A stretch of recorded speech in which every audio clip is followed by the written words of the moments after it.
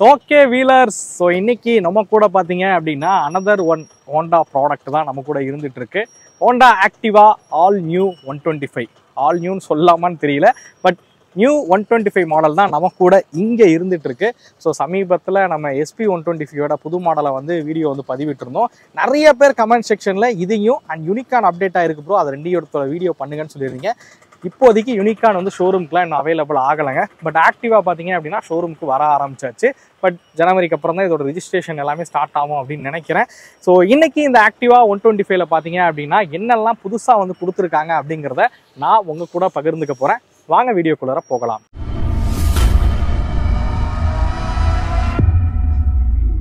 Special thanks to Balu Honda. இந்த video அவங்க தான் நமக்கு வந்து வழங்கியிருக்காங்க. அவங்களுக்கு மிகப்பெரிய நன்றியை நான் தெரிவிச்சுக்கிறேன்.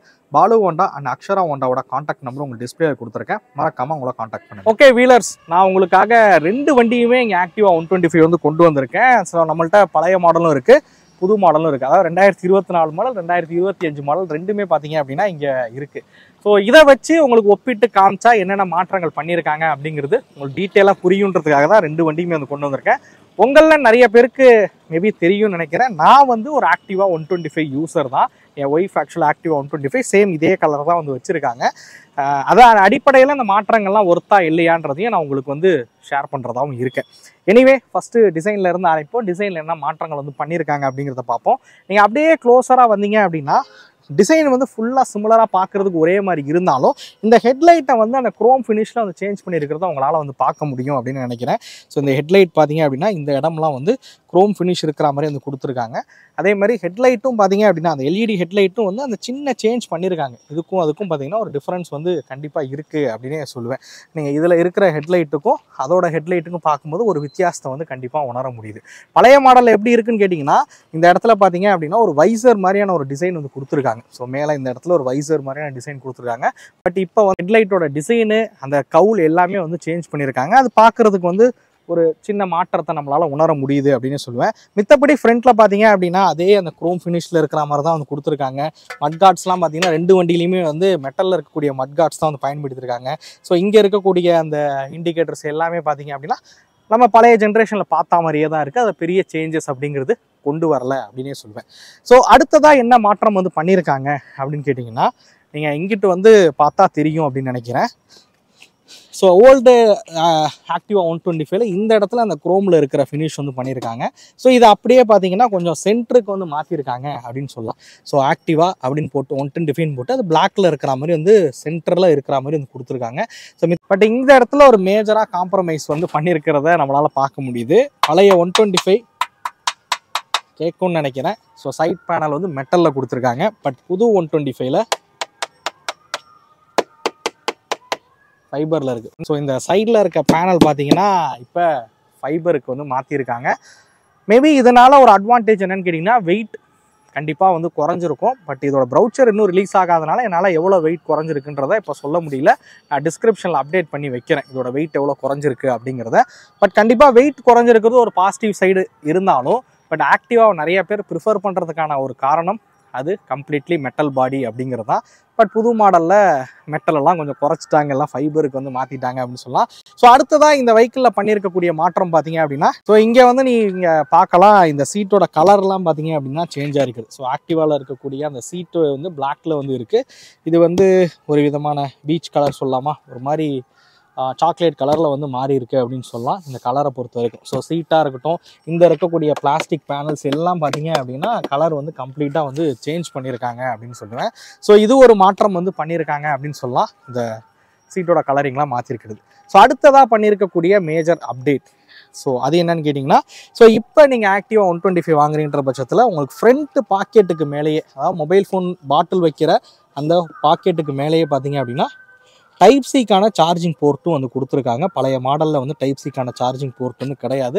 பட் இப்போ புது மாடலில் டைப் சிக்கான சார்ஜிங் போர்ட் வந்து இருக்குது. ஸோ மொபைல் ஃபோனை சார்ஜ் போட்டு நீங்கள் அந்த பாக்கெட்டுக்குள்ளேயே உங்கள் மொபைலையும் வந்து வச்சுக்கலாம். பட் வண்டியெல்லாம் நிறுத்திட்டு போகிறீங்கன்னா மறக்காமல் எடுத்துகிட்டு போயிருங்க. ஏன்னா பல தடவை பார்த்தீங்கன்னா ஆக்டிவாவில் வந்து ஃப்ரண்ட்டில் மொபைல் ஃபோனை வச்சுட்டு மறந்துட்டு நான் பாட்டுக்கு வீட்டுக்கு போயிடுவேன். அப்புறமா ஃபோனை தேடும் போது தான் வண்டியில் ஃபோனை வச்சுவேன் அப்படின்னு வந்து எடுத்துருக்கேன். ஸோ அது மாதிரி வந்து பண்ணாதீங்க அப்படின்னு சொல்லுவேன்.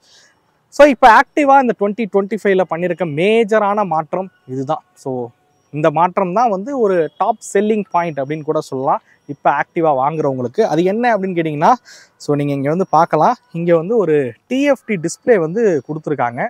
ஸோ பழைய மாடலில் வந்து உங்களுக்கு அனலாக்ல தான் வந்து டிஸ்பிளே வந்து இருந்துச்சு. பட் இப்போ பார்த்தீங்க அப்படின்னா டிஎஃப்டிலேருந்து கொடுத்துருக்காங்க. நீங்கள் பார்க்கலாம் அனலாக்ல இருக்கிறத. ஸோ இங்கே வந்து நீங்கள் டிஎஃப்டியில் இருக்கிற மாதிரி வந்து கொடுத்துருக்காங்க. ஸோ இதில் பார்த்தீங்க அப்படின்னா டிஎஃப்டி டிஸ்பிளே வந்து பயன்படுத்தியிருக்காங்கன்னு சொல்லியிருந்தேன். 4.2 இன்ச்சஸ் இருக்கக்கூடிய டிஎஃப்டி டிஸ்பிளே தான் இதில் வந்து பயன்படுத்தியிருக்காங்க.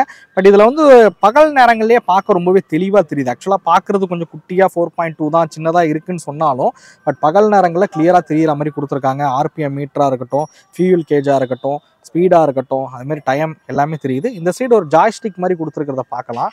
ஸோ இதை பயன்படுத்தி பார்த்தீங்க அப்படின்னா உங்களால் வந்து இதோட கண்ட்ரோல்ஸ் எல்லாமே வந்து எடுத்துக்க முடியும். ஸோ செட்டிங்ஸில் போயிட்டு ஸோ இது எல்லாமே பார்த்தீங்கன்னா இது மூலியமாக வந்து கண்ட்ரோல் வந்து எடுத்துக்க முடியும். ஸோ இந்த டிஎஃப்டி டிஸ்பிளேல இருக்கக்கூடிய அட்வான்டேஜ்னு கேட்டிங்க அப்படின்னா இது மொபைல் ஃபோன் கனெக்டிவிட்டி இருக்கிற மாதிரி வந்து கொடுத்துருக்காங்க. ப்ளூடூத் கனெக்டிவிட்டி இருக்குது, 10/10 நேவிகேஷன் எல்லாம் பார்க்க முடியும் அப்படின்னா. பட் நான் சொன்ன இந்த ஃபீச்சர்ஸ் எல்லாம் பார்த்தீங்க அப்படின்னா எட்ஜ் ஸ்மார்ட் அப்படின்னு சொல்லக்கூடிய வேரியண்ட்டில் தான் வந்து அவைலபிளாக இருக்குது. நம்ம கூட இருக்க மாடல் பார்த்தீங்க அப்படின்னா டிஸ்க் பிரேக் உள்ள மாடல் தான். இதில் பார்த்தீங்க அப்படின்னா உங்களுக்கு ப்ளூடூத் கனெக்டிவிட்டி ஃபங்க்ஷன் கிடையாது. பட் அதே டிஎஃப்டி டிஸ்பிளே தான் வந்து இதில் வந்து பயன்படுத்தியிருக்காங்க. ஸோ இதோட இன்ஜின் பார்த்தீங்க அப்படின்னா OBD2 சென்சார் வந்து அப்டேட் பண்ணியிருக்காங்க. அதுக்கப்புறம் E20 ஃபியூல் பழசுலேயே வந்து E20 வந்து இருந்துச்சு தான். ஸோ அது எல்லாமே பார்த்தீங்கன்னா இப்போ வந்து அப்டேட் பண்ணி வந்து கொடுத்துருக்காங்க. இதோட பவர் அண்ட் டார்க்லேயே ஒரு மைனர் சேஞ்ச் வந்து இருக்குது. பெரிய சேஞ்ச் கிடையாது, மைனராக இருக்குது. பழசு நான் வந்து கீழே கொடுக்குறேன் வந்து பாருங்கள். ஸோ இப்போ பார்த்தீங்க அப்படின்னா 8.3 BHP பவரும் 10.5 Nm ஆஃப் டார்க் வந்து ப்ரொடியூஸ் பண்ணுற வகையில் இதை வந்து உருவாக்கியிருக்காங்க. ஸோ பர்ஃபார்மன்ஸ் எப்படி இருக்குன்றதை நம்ம வந்து ஓட்டி பார்ப்போம். ஸோ சீட்டோட ஹைட் பார்த்தீங்க அப்படின்னா ரொம்ப கம்ஃபர்டபுளாக நம்மளால் வந்து உட்கார முடியுது. 712 mm லென்த் கொடுத்துருக்கனால ஸோ நான் என்னோடய ஃபேமிலிக்காக யூஸ் பண்ணுறேன். நானே, என் ஒய்ஃபு, என் பையன் போகணும், இல்லை எங்கள் அம்மா ஒன் சைடாக உட்காரணும் போது ரொம்ப கம்ஃபர்டபுளான ஒரு சீட்டிங் வந்து கொடுத்துருக்காங்க அப்படின்னு சொல்லலாம். இந்த சீட்டை பொறுத்த வரைக்கும் அந்த விதத்தில் இதை வந்து நான் பாராட்டியே ஆகணும் அப்படின்னு சொல்லலாம். இந்த சீட்டிங் வந்து ரொம்ப கம்ஃபர்டபுளாக இருக்கிற வகையில் வந்து கொடுத்துருக்காங்க. ஸோ அது மாதிரி காலை நீங்கள் மேலே வச்சிங்கனாலுமே பெருசாக உங்களுக்கு வந்து அந்த டேர்ன்லாம் பண்ணும்போது இடிச்சது கிடையாது. இது வரைக்கும் எனக்கு வந்து பெருசாக இடிச்சது கிடையாது. அந்த விஷயத்தில் இதை நான் வந்து பாராட்டுவேன். அண்ட் சைலன்ட் ஸ்டார்டர் ஃபங்க்ஷனும் பார்த்தீங்க அப்படின்னா இருக்குது. இது பழசுலேயே வந்து கொடுத்துருந்தாங்க. ஆட்டோ ஸ்டார்ட் ஸ்டாப்பும் அண்ட் சைலன்ட் ஸ்டார்டர் ஃபங்க்ஷன் வந்து கொடுத்துருந்தாங்க. பட் அது இதுலேயும் வந்து கொடுத்துருக்காங்க அப்படின்னே சொல்லுவேன். இந்த இடத்துல லெக் ரூம் இருக்கக்கூடிய ஸ்டோரேஜும் ஒரு நல்ல ஸ்டோரேஜ் தான். ஸ்டோரேஜ்லாம் எந்த ஒரு குறையும் சொல்ல முடியாது. அண்டர் சீட் ஸ்டோரேஜும் பார்த்தீங்க அப்படின்னா ஒரு ஆஃப் ஹெல்மெட்டை வந்து தாராளமாக வந்து வைக்க முடியும். பட் ஹெல்மெட் வச்சிட்டிங்கன்னா சுற்றி பெருசாக ஸ்டோரேஜ் வந்து இருக்காது. பட் ஓகே, நம்ம ஆஸ் யூஷுவல் நிறைய ஸ்கூட்டரில் நம்ம இந்த அளவு ஸ்டோரேஜ் தான் வந்து எதிர்பார்க்குறோம். ஸோ ஸ்டோரேஜ் வந்து ஓகே அப்படின்னு வந்து சொல்லலாம். ஸோ சஸ்பென்ஷன் விஷயத்துக்கு வருவோம். ஃப்ரண்ட்டில் பார்த்தீங்கன்னா டெலஸ்கோபி சஸ்பென்ஷன் வந்து கொடுத்துருக்காங்க. ரியரில் வந்து அந்த 3 ஸ்டெப் அட்ஜஸ்டபிள் சஸ்பென்ஷன் வந்து கொடுத்துருக்காங்க. ஸோ சஸ்பென்ஷன் ஃபீட்பேக்லாம் வந்து நான் பயன்படுத்தின வகையில் சொல்லணும் அப்படின்னா ரொம்பவே நல்லாயிருக்கும். அதில் எந்த ஒரு குறையும் சொல்ல முடியாது அப்படின்னு சொல்லுவேன். சஸ்பென்ஷன் ரொம்ப நல்லா வந்து பண்ணியிருக்காங்க அப்படின்னு சொல்லலாம். அலாய் வீல் விஷயத்துக்கு வருவோம். ஸோ வீல்ஸ் பொறுத்த வரைக்கும் ரெண்டுமே அலாய் வீல்ஸ் தான் வந்து கொடுத்துருக்காங்க. ஸோ இது வந்து ஃப்ரண்ட்டில் வந்து 90/90 செக்ஷன் 12 inches வீல்ஸ் இருக்கிற மாதிரி வந்து கொடுத்துருக்காங்க. இதுவே ரியர் எடுத்துக்கிட்டிங்க அப்படின்னா ரியரில் வந்து உங்களுக்கு 10 inches தான் வந்து கொடுத்துருக்காங்க. 100/90 செக்ஷன் வீல்ஸ் வந்து பயன்படுத்தியிருக்காங்க அலாய் வீல்ஸ் வந்து பொறுத்த வரைக்கும். ஃப்ரண்ட்டை விட ரியரில் பார்த்தீங்கன்னா வீல் சைஸ் அப்படிங்கிறது வந்து சின்னதாக இருக்குது அப்படின்னு சொல்லலாம். இதுவுமே பழசில் வந்து பார்த்தது தான். ஃப்ரண்ட்டில் டிஸ்க் பிரேக் கொடுக்குறாங்க, ரியரில் ட்ரம் பிரேக் கொடுக்குறாங்க. Disc brake braking system CBS பார்த்தீங்க அப்படின்னா உங்களுக்கு ட்ரம் பிரேக்லையும் கிடைக்கும், டிஸ்க் பிரேக் உள்ள மாடலையும் வந்து கிடைக்கும். ஸோ இதுதான் மேஜராக இதில் இருக்கக்கூடிய ஹைலைட்ஸு. இப்போ நம்ம இந்த வண்டியை வந்து ஓட்டி பார்ப்போம் வாங்க. ஓகே வீலர்ஸ், நம்ம வந்து டிரைவை வந்து ஸ்டார்ட் பண்ணுவோம்.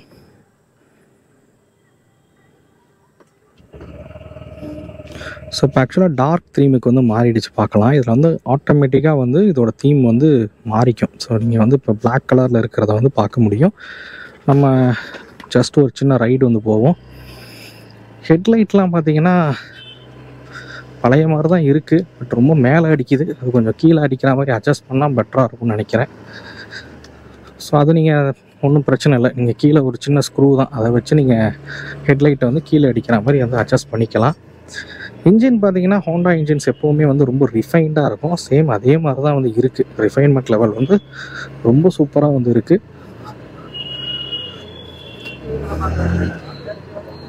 பிக்கப்லாம் நல்லா தாங்க இருக்குது. திரும்ப இது ஒரு ரொம்ப டிராஃபிக்கான இடம் தான்.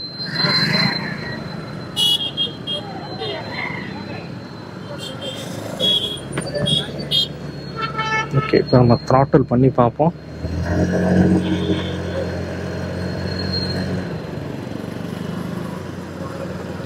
பிக்கப்லாம் நல்லா தான் இருக்குது, எதுவும் குறை சொல்கிற அளவுக்குள்ள. ஆஸ் யூஷுவல் ஒரு 125cc ஸ்கூட்டர் எப்படி இருக்குமோ அதே மாதிரி தான் இருக்குது. எனக்கு நான் என்னோடய ஆக்டிவாக ஓட்டுற மாதிரி தான் இருக்குன்னே சொல்லுவேன். பர்ஃபார்மன்ஸ் பொறுத்த வரைக்கும் ரொம்ப நல்லா இருக்குது. ஸோ நான் ஃபஸ்ட்டே சொன்ன மாதிரி இதோட சஸ்பென்ஷன் எனக்கு ரொம்ப பிடிக்கும். ஆக்டிவாவோட அந்த சஸ்பென்ஷன் செட்டப் வந்து ரொம்ப நல்லாயிருக்கும். மேடு பள்ளத்தில் விட்டால் ஒன்றும் தெரியாது. ஸோ கிளஸ்டர் வந்து பார்க்க ரொம்பவே கிளியராக தெளிவாக வந்து தெரியுதுங்க. அதுவே ரொம்ப சூப்பர்னு சொல்லுவேன். ஓவர்டேக் பண்ணி பார்ப்போம். இது தஞ்சாவூரோட மெயினான ஒரு ரோடு, மெடிக்கல் காலேஜ் ரோடு அப்படிங்கிறது தஞ்சாவூரில் இருக்கிறவங்களுக்கு தெரியும். அந்த ரோட்டில் தான் நம்ம வந்து ஓட்டி பார்க்குறோம். ஸ்பீடெல்லாம் இதில் வந்து போய் பார்க்க முடியாது. பட் பர்சனலாக சொல்லணுன்னா இந்த வெஹிக்கிளில் நான் வந்து ஒரு 90 கிலோமீட்டர் வேகம் வரைக்கும் போயிருக்கு.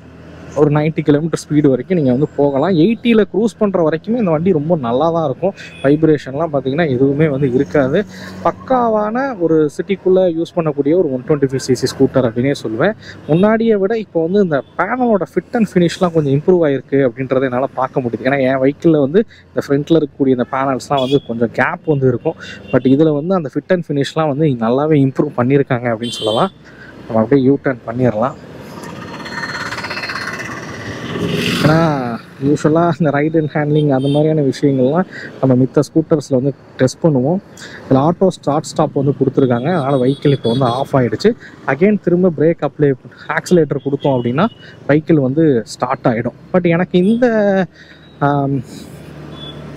ஆட்டோ ஸ்டாப்பில் வந்து ஒரே ஒரு விஷயம் மட்டும் எனக்கு ஒரு உறுத்தலாகவே இருந்துக்கிட்டு இருக்குன்னு சொல்லலாம். ஏன்னா நான் பர்சனலாக யூஸ் பண்ணுறத வச்சு சொல்கிறேன். பசங்கள்லாம் ஏறுறாங்கன்னு வச்சுங்களேன், அந்த வண்டி ஆஃபில் இருக்குன்னு நம்மளும் கையை வந்து எடுத்துருவோம். அவங்க டக்குன்னு ஆஃப் ஆகிடுது, அப்படி திரும்பி விட்டாங்கன்னா வண்டி வந்து ஸ்டார்ட் ஆகிடுது. பட் அதை வந்து இவங்க கொஞ்சம் மாற்றினா நல்லாயிருக்கும் அப்படிங்கிறது என்னோடய தனிப்பட்ட கருத்து. அது என்னென்னா, பிரேக் அப்ளை பண்ணிட்டு கொஞ்சம் ஆக்சிலேட்டர் கொடுத்தா ஸ்டார்ட் ஆகிற மாதிரி இருந்தால் நல்லாயிருக்கும். இது வந்து நம்ம டிவிஎஸில் வந்து பார்த்தோம். ஒரு ரீசெண்டாக வந்து ஜூபிட்டர்லாம் அப்டேட் பண்ணாங்கல்ல, அதில் நம்ம வந்து பார்த்தோம். பிரேக் அப்ளை பண்ணி ஆக்சிலேட்டர் கொடுத்தா வண்டி வந்து ஸ்டார்ட் ஆகிற மாதிரி. அது மாதிரி இவங்க அப்டேட் பண்ணாங்கன்னா கொஞ்சம் நல்லாயிருக்கும். ஏன்னா சின்ன பசங்க இருக்கிற வீடுகளில் வந்து இந்த ஆட்டோ ஸ்டாப் ஃபங்க்ஷன் வந்து ஒரு பயத்தை வந்து உண்டாக்குது. எப்போயாவது என் பையன் திருவிட்டானா என்ன பண்ணுறது, நம்மளும் ஸ்டாப் ஆகிடுச்சுன்னு கையை எடுத்துடுறோம், ரொம்ப ரிலாக்ஸ் ஆகிரும். பட் என் பையன் முன்னாடி நிற்கிறவன் என்ன பண்ணுறான், டக்குன்னு திருவி விட்டுறான். ஃபஸ்ட்டு பசங்களை முன்னாடி வச்சு ஓட்டுறதே தப்பு தான், நான் அக்செப்ட் பண்ணிக்கிறேன். பட்டு நம்ம ப்ராப்பர் ஒரு இந்தியன்ஸ் தானே, நம்ம என்ன பண்ணுவோம், ஒரு middle class family husband and ஒய்ஃபாக ட்ராவல் பண்ணும்போது பையனை முன்னாடி வச்சு ஓட்டுற ஒரு வழக்கம் வந்து இருக்குது. ஸோ அதனால் இது ஒரு சின்ன மைனஸாக எனக்கு வந்து படுது அப்படின்னு சொல்லலாம். நீங்களே சொல்லுவீங்க, ஏன் முன்னாடி வண்டியில் வச்சு ஓட்டுறதே தப்பு, இதில் நீ இந்த வண்டியை வேறு குறை சொல்கிறியா அப்படின்னு நீங்கள் கேட்கலாம். பட் நான் ப்ராக்டிக்கலாக ஃபேஸ் பண்ண ஒரு விஷயத்தை தான் உங்கள் கூட வந்து ஷேர் பண்ணுறேன். எனிவே இந்த ஸ்கூட்டரோட பர்ஃபார்மன்ஸ் எல்லாமே ரொம்பவே நல்லாவே இருக்குது அப்படின்னு சொல்லலாம். ஒரு ப்ராப்பராக ஒரு 125cc ஸ்கூட்டரில் என்ன பர்ஃபார்மன்ஸ் எதிர்பார்த்தீங்களோ அந்த பர்ஃபார்மன்ஸ் வந்து இந்த ஸ்கூட்டரில் வந்து கொடுத்துருக்காங்க அப்படின்னே சொல்லுவேன். சின்ன சின்ன மாற்றங்கள் வந்து பண்ணியிருந்தாலும் மாற்றங்கள் பார்க்குறதுக்கு ரொம்பவே நல்லாவே இருக்குது அப்படின்னு வந்து சொல்லுவேன். எனிவே இதோட ப்ரைஸிங் பற்றி தெரிஞ்சுக்கலாம். எல்லோரும் ஃபஸ்ட்டு நான் மைலேஜ் சொல்லிடுறேன். எனக்கு பர்சனலாக ஒரு 50 கிலோமீட்டர் வரைக்கும் இந்த வண்டி வந்து மைலேஜ் அப்படிங்கிறது கொடுக்குது. 125ல ஒரு நல்ல மைலேஜ் இருக்கக்கூடிய ஸ்கூட்டர் வாங்கணும்னா கூட நீங்கள் இந்த ஸ்கூட்டரை வந்து ப்ரிஃபர் பண்ணலாம். கண்டிப்பாக மைலேஜ் விஷயத்தில் எந்த ஒரு குறையும் சொல்ல மாட்டேன். மைலேஜ் ரொம்ப சூப்பராகவே இருக்குது அப்படின்னு சொல்லுவேன். பழசு எக்ஷோரூம் காஸ்ட் பார்த்தீங்கன்னா 92,512 ரூபா எக்ஷோரூம் காஸ்ட்டில் வந்து இருந்துச்சு. பட் இப்போ வந்து அவங்க ப்ரைஸ் வந்து ரிவீல் பண்ணல. பட் ஒரு 7,000 to 8,000 வரைக்கும் இதோட விலை அப்படிங்கிறது அதிகமாகும் அப்படின்றது போல் எதிர்பார்க்குறாங்க. இதோட கரெக்டான எக்ஷோரூம் காஸ்ட் எனக்கு தெரிஞ்ச ஒன்று நான் டிஸ்கிரிப்ஷனையும் ஃபஸ்ட் கமெண்டையும் நான் வந்து பின் பண்ணி வைக்கிறேன். மறக்காமல் போய் செக் பண்ணி பாருங்கள். எனக்கு தெரிஞ்ச ஒரு 7,000 to 8,000 ரூபா விலை வந்து அதிகமாகிறதுக்கான வாய்ப்பு அப்படிங்கிறது இருக்குது. எனிவே இந்த வெஹிக்கிளை பற்றின என்னோட கருத்துக்கள் எல்லாத்தையும் நான் உங்கள்கிட்ட சொல்லிட்டேன். உங்களுக்கு பிடிச்சிருக்கும் அப்படிங்கிறத நம்புகிறேன். அடுத்த வீடியோவில் சந்திக்கும் முறை தமிழ் வீல்ஸ் மணிகண்டன். நன்றி, வணக்கம்.